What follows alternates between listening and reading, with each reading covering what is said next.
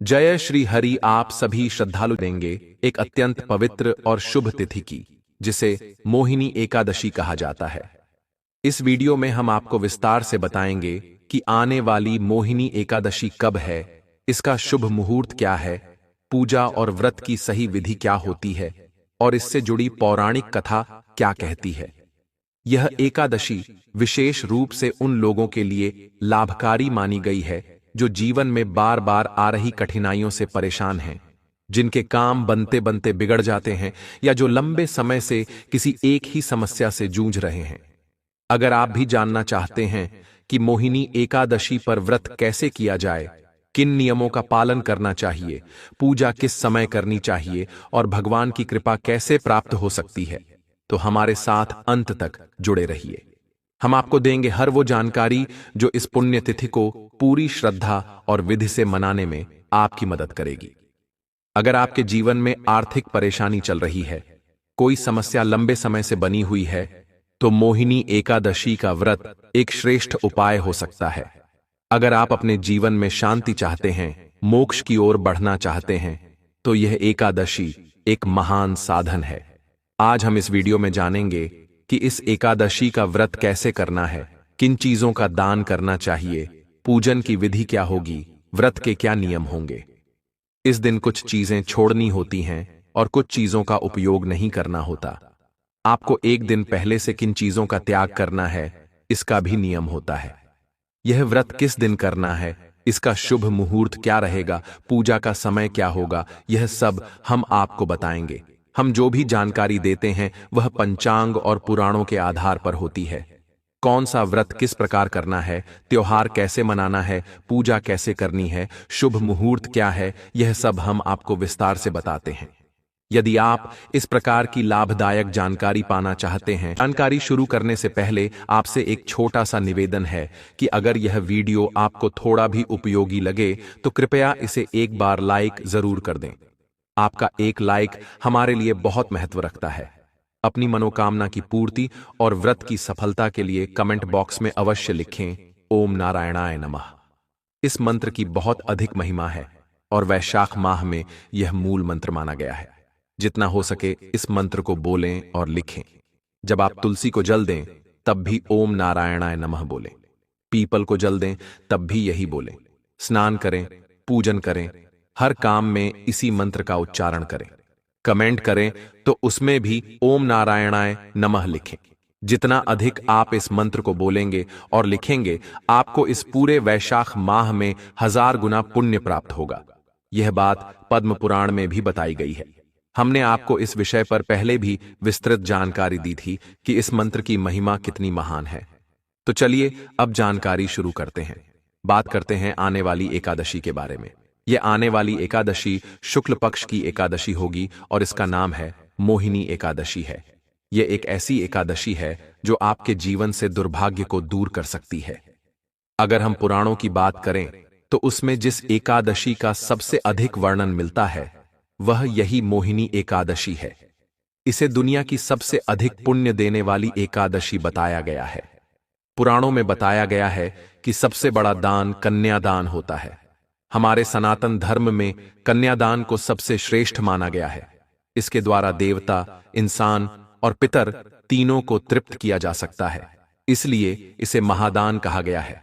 आप जानकर हैरान होंगे कि मोहिनी एकादशी का व्रत करने से 1000 कन्यादान के बराबर फल मिलता है। जितना पुण्य अनुदान और कन्यादान से मिलता है, उतना ही पुण्य इस एक व्रत से मिल सकता है। मैं आपसे कहूंगा कि एकादशी के दिन व्रत करें, भगवान की पूजा करें, कथा सुनें और व्रत को पूरी विधि से निभाएं। यह व्रत न केवल आपके इस जीवन की परेशानियों को दूर करेगा, बल्कि परलोक में भी मददगार होगा। यह व्रत केवल मरने के बाद काम नहीं आता, बल्कि इस दुनिया में भी इसका असर देखने को मिलता है। अगर आप विधिपूर्वक व्रत करेंगे तो आपका सौभाग्य जागेगा। जीवन की जो भी समस्याएं हैं, आर्थिक, शारीरिक, मानसिक, घर का क्लेश, लड़ाई झगड़े, कामकाज की दिक्कत, व्यापार या नौकरी की परेशानी, इन सब का समाधान इस व्रत में छिपा है। इस व्रत को पूरी श्रद्धा, विधि और नियमों के अनुसार करना चाहिए। इस मोहिनी एकादशी के कुछ नियम दूसरी एकादशियों से अलग होते हैं। ये नियम आपको बताए जाएंगे। मैं खुद से कुछ नहीं जोड़ रहा हूं। जो बातें पुराणों में लिखी हैं वही आप तक पहुंचा रहा हूं।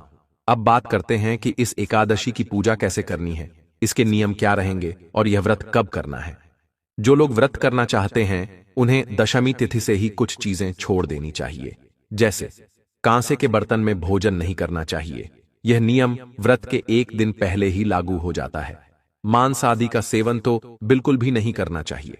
इसके अलावा मसूर की दाल, चने की दाल, हरी सब्जियां, चना और गोंडे का साग नहीं खाना चाहिए। मधु यानी शहद का भी प्रयोग नहीं करना चाहिए। अब आप पूछेंगे कि गुरुजी, शहद नहीं लेंगे तो पंचामृत कैसे बनाएंगे? तो आप पंचामृत में शहद की जगह गंगा जल मिला सकते हैं। दूसरी बात यह है कि दशमी तिथि को दूसरे का अन्न नहीं खाना चाहिए और 2 बार भोजन भी नहीं करना चाहिए। उस दिन केवल 1 बार भोजन करें और दोपहर के बाद कुछ भी न खाएं। और स्त्री संयोग यानी ब्रह्मचर्य का पालन भी आपको व्रत से 1 दिन पहले ही शुरू कर देना चाहिए। यह जरूरी नियम है जिसका पालन मोहिनी एकादशी के व्रत में करना चाहिए। अब व्रत वाले दिन की बात करें तो इस दिन पान नहीं खाना चाहिए। अगर किसी को पान, गुटखा या तंबाकू खाने की आदत है तो उसे व्रत में इनसे पूरी तरह बचना चाहिए, क्योंकि यह व्रत को खराब कर देते हैं। दातून भी नहीं करना चाहिए। जो टूथपेस्ट या मंजन हम रोज इस्तेमाल करते हैं उसमें नमक या केमिकल होता है, इसलिए यह भी नहीं करना चाहिए। दूसरों की बुराई नहीं करनी चाहिए, किसी की चुगली नहीं करनी चाहिए और बुरे लोगों से बात तक नहीं करनी चाहिए। व्रत में क्रोध नहीं करना चाहिए और झूठ नहीं बोलना चाहिए। अगर भोजन की बात करें तो इस दिन सिर्फ फल खाना चाहिए। तेल, मसाले और नमक, ये तीनों चीजें पूरी तरह से त्यागनी चाहिए। ये वो चीजें हैं जिन्हें व्रत में नहीं लेना चाहिए। दशमी तिथि से ही इनका सेवन बंद कर देना चाहिए और एकादशी के दिन तो बिल्कुल भी नहीं। अब बात करते हैं एकादशी व्रत के पूजन की। व्रत वाले दिन व्यक्ति को सूरज निकलने से पहले उठ जाना चाहिए और अगर हो सके तो स्नान जरूर करना चाहिए। खासकर वैशाख माह में स्नान का बहुत बड़ा महत्व है। वैशाख महीने के स्नान का पुण्य इतना अधिक है कि यह कार्तिक स्नान से भी 1000 गुना ज्यादा बताया गया है, लेकिन बहुत कम लोग इसके बारे में जानते हैं। इसका कारण भगवान विष्णु का एक वचन है जो उन्होंने यमराज को दिया था। उन्होंने कहा था कि वैशाख मास का पुण्य साल के सभी महीनों में सबसे श्रेष्ठ है। अगर कोई कार्तिक मास को सबसे बड़ा मानता है तो वह गलतफहमी में है। हमने एक वीडियो में पद्म पुराण से इसका पूरा वर्णन निकाला है, जिसमें भगवान विष्णु खुद वैशाख माह की महिमा बताते हैं। लेकिन कलयुग में इस मास की जानकारी लोगों को बहुत कम है, इसलिए इसके बारे में जागरूकता नहीं है। अगर आपने इस वीडियो के जरिए इस महिमा को समझ लिया तो फिर आप इस मास को छोड़ नहीं पाएंगे। वैशाख मास में स्नान और दान का जो महत्व है वह अनमोल है। कहा गया है कि जब लोग इस मास में स्नान करने लगे तो यमराज खुद डर गए थे, क्योंकि जब पृथ्वी के लोग इस माह में स्नान करके पुण्य कमाने लगे तो नरक खाली होने लगा। यमलोक में कोई पापी नहीं मिल रहा था, क्योंकि लोग पाप धोकर मुक्त हो रहे थे। यमराज दुखी होकर भगवान विष्णु के पास पहुंचे और बोले, प्रभु, आपने ऐसा मास बना दिया है कि जो 7 पीढ़ियों से मेरे यहां पाप भोग रहे थे वे भी स्नान करके मुक्त हो गए। मेरा काम तो बंद ही हो गया। ये बहुत ही रोचक प्रसंग है, इसको अवश्य सुनिएगा। तो एकादशी वाले दिन आपको सूर्योदय से पहले उठ जाना है। उठने के बाद स्नान आदि करके सबसे पहले पूजा स्थान की सफाई करें और फिर वहां पूजा का सारा सामान इकट्ठा कर लें। अब आसन लगाकर बैठ जाइए। अब बात करते हैं कि पूजा में कौन कौन सी सामग्री चाहिए। ध्यान से नोट कर लीजिए। भगवान श्री हरि विष्णु की कोई प्रतिमा या तस्वीर होनी चाहिए, खासकर उनके माधव स्वरूप की। अगर आपके पास यह तस्वीर या मूर्ति हो तो बहुत अच्छा रहेगा, क्योंकि दोनों ही एकादशियों पर माधव रूप की पूजा की जाती है। इसके अलावा आपको चाहिए एक चौकी, पीला कपड़ा, रोली, मोली, पान, सुपारी, लौंग, इलायची, अगरबत्ती, फूलों की माला, कुछ खुले फूल, एक चित्र या जानू और तांबे का लोटा। पंचामृत के लिए चाहिए कच्चा दूध, दही, घी, शहद और शक्कर। लेकिन एकादशी व्रत में शहद वर्जित है, इसलिए उसकी जगह आप गंगा जल का प्रयोग करें। सारी सामग्री पहले से ही एकत्र कर लें। अब तांबे का एक साफ लोटा लें, उसे पहले बच्चों से मांझवाएं और उसमें पहले गंगा जल भरें, फिर शुद्ध जल डालें। अब पूजा के लिए आसन लगाकर बैठ जाइए। पूजा की शुरुआत करने से पहले एक फूल लेकर उसे सारी सामग्री और पूजा स्थान पर रखें। इससे स्थान और सामग्री दोनों पवित्र हो जाएंगे। फिर जल के छींटे दें और मंत्र बोलें, जिससे पवित्रीकरण हो जाएगा। अब भगवान को विराजमान करने से पहले अपने हाथ पैर धो लें। सीधे हाथ से थोड़ा जल लेकर हाथ धो लीजिए और फिर भगवान की स्थापना कीजिए। चौकी पर पीला वस्त्र बिछाइए, फिर भगवान की तस्वीर या मूर्ति को वहां स्थापित कीजिए। स्थापना करते समय भाव से प्रार्थना कीजिए कि हे प्रभु, हे परमात्मा, हम आपको सादर आमंत्रित करते हैं। कृपया हमारे यहां पधारिए और इस पूजा में विराजमान हो जाइए। अब भगवान की तस्वीर को आसन देकर स्थापित कर दीजिए। जिनके पास चौकी नहीं है, वे साफ सुथरी जगह पर भी भगवान की स्थापना कर सकते हैं। यदि किसी के पास कच्चा मकान है, तब भी वहां सफाई करके भाव से भगवान को स्थापित किया जा सकता है। भगवान को भाव चाहिए, स्थान नहीं। यदि आप सच्चे मन से पूजा करते हैं, तो चाहे सोने की चौकी हो या धरती हो, दोनों एक समान मानी जाती है। स्थापना के बाद दीपक सामने रखें। घी का दीपक जलाएं और उसके नीचे भी एक छोटा सा आसन जरूर रखें। दीपक को कभी सीधे धरती पर नहीं रखते, उसके नीचे आसन जरूर देना चाहिए। और धूप रखिएगा। अब आपको दीपक जलाना है और धूप भी जलाकर रखनी है। फिर व्रत का संकल्प लीजिए। संकल्प लेने के लिए अपने सीधे हाथ में जल लीजिए, साथ में एक सिक्का दक्षिणा के रूप में रखें। अब 3 बार बोलिए, ओम श्री विष्णु, ओम श्री विष्णु, ओम श्री विष्णु। अब आप अपना नाम, अपना गोत्र, जिस स्थान पर आप बैठे हैं, उसका मकान नंबर, क्षेत्र का नाम और शहर का नाम लीजिए। फिर बोलिए कि वैशाख मास की कृष्ण पक्ष की एकादशी के पुण्यतिथि पर मैं दीर्घायु, आरोग्य, सौभाग्य, सुख और संपत्ति की प्राप्ति के लिए एकादशी व्रत का संकल्प करता हूं। यह संकल्प भगवान विष्णु के चरणों में अर्पित करता हूं। फिर हाथ जोड़कर भगवान को प्रणाम कीजिए। अब भगवान का पूजन शुरू करें। भगवान के सामने एक कटोरी या थाली रखें, जिसमें आप पूजा की सामग्री अर्पित करेंगे। सबसे पहले भगवान को पद्य और अर्घ्य अर्पित करेंगे। पद्य के रूप में 1 चम्मच जल अर्पित कीजिए और बोलिए, ओम भूर्भुवः स्वः श्री माधवाय नमः पद्यम समर्पयामि। अर्घ्य के रूप में 1 और चम्मच जल अर्पित कीजिए, ओम भूर्भुवः स्वः नारायणाय नमः अर्घ्यम समर्पयामि। फिर आचमन कराइए। 1 चम्मच जल अर्पित कीजिए, ओम भूर्भुवः स्वः नमः आचमनीयम समर्पयामि। अब स्नान कराइए। पहले 1 चम्मच शुद्ध जल अर्पित कीजिए। जिनके पास प्रतिमा है, वे केवल प्रतीक रूप में अर्पित करें। फिर पंचामृत स्नान कराइए।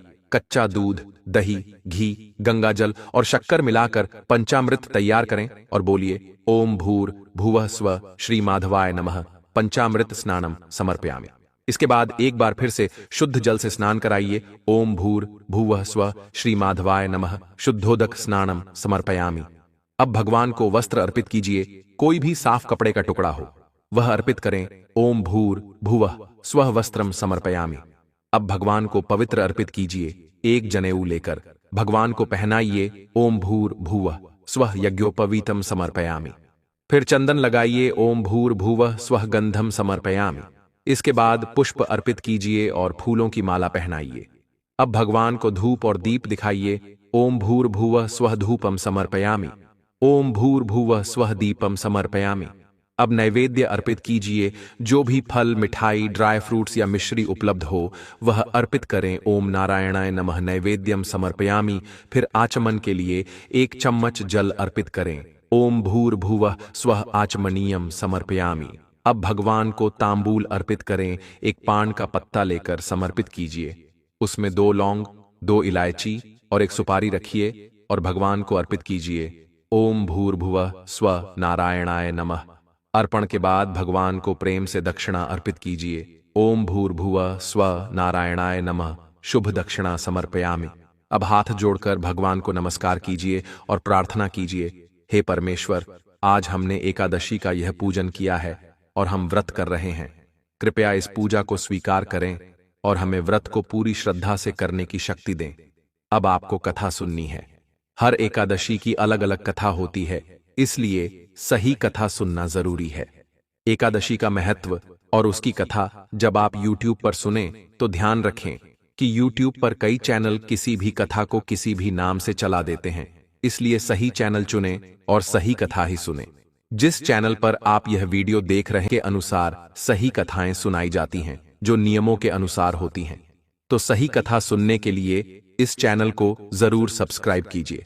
अगर आप नए हैं तो बेल आइकन भी दबाइए ताकि सभी वीडियो आप तक पहुंच सकें। बेल आइकन दबाए बिना वीडियो मिस हो सकते हैं। साथ ही एकादशी के दिन विष्णु सहस्त्रनाम, नारायण कवच और कथा ये तीनों जरूर सुनें। ज्ञानवर्धक टेल्स पर ये हर एकादशी को अपलोड किए जाते हैं, इनका लाभ उठाइए। फिर भगवान की आरती कीजिए और दिन को नियमों के अनुसार बिताइए। नियमों में बताया गया है कि व्रत के दिन दिन में नहीं सोना चाहिए। पारण वाले दिन सूर्योदय से पहले उठिए, स्नान करके स्वच्छ वस्त्र पहनिए और पारण की पूजा कीजिए। पारण की पूजा के बाद पुष्पांजलि दीजिए, जो क्षमा प्रार्थना होती है। यह किसी भी व्रत की सफलता के लिए बहुत जरूरी होती है। भगवान को पारण का भोग लगाइए, ब्राह्मण को दान दीजिए और फिर व्रत का विधिवत पालन कीजिए। यहां आपको बता दें कि अब व्रत कब करना है और पारण कब करना है।